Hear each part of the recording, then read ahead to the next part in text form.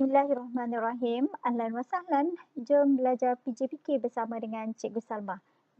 Pada kali ini, Cikgu akan memilih tajuk pendidikan kesihatan.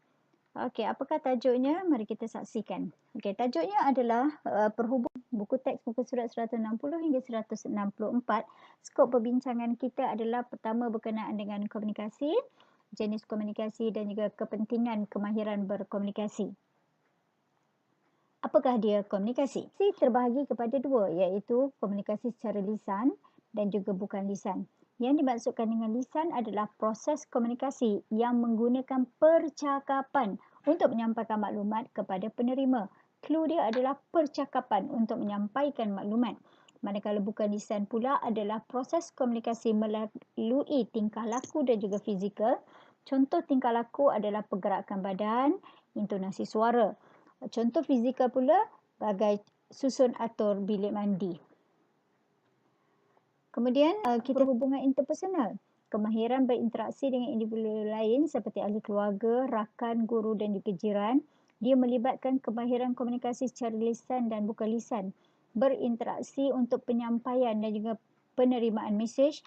Kemudian semua aspek komunikasi terlibat seperti mendengar dengan aktif. Komunikasi bukan verbal iaitu bukan lisan. Penegasan dan sebagainya. Melalui perhubungan interpersonal juga dapat membantu memahamkan perlakuan bagaimana dan kenapa manusia berkomunikasi cara berbeza.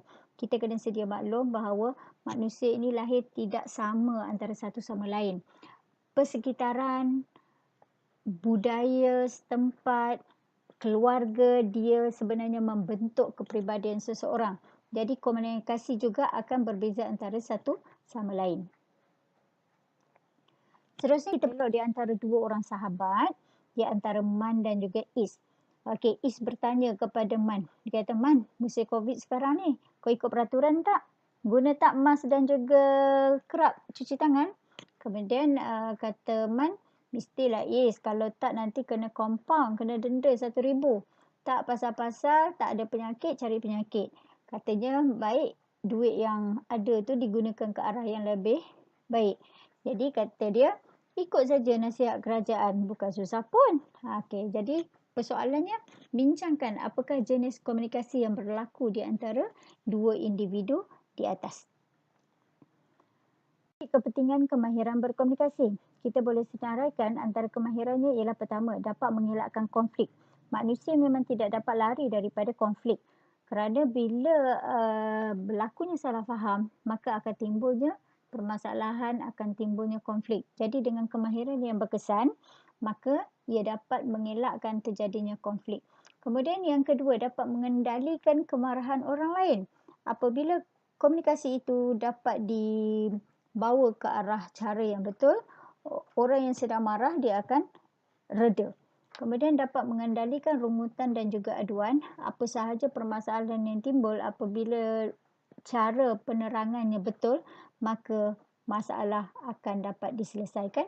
Dan yang keempat, dapat mengendalikan orang yang sentiasa mencari salah orang lain.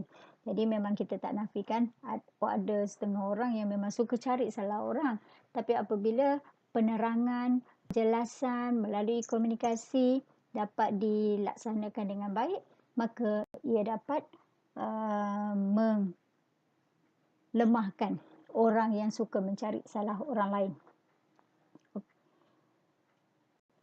Kemudian ini ada satu tugasan berkenaan dengan project based learning, iaitu diminta semua pelajar sediakan video pendek selama 2 minit, yang mana bahan video itu boleh dibuat secara lakonan ataupun situasi harian.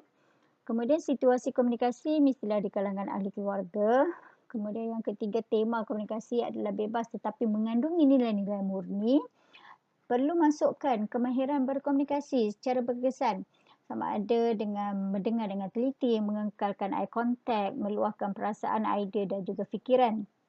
Seterusnya, perlu letakkan apakah tajuk yang sesuai untuk video tersebut. Dan yang terakhir, semua rakaman itu perlu dijelaskan apakah dia hasil karya yang telah dirakam. Itu saja untuk tajuk berkenaan dengan perhubungan. Assalamualaikum warahmatullahi wabarakatuh.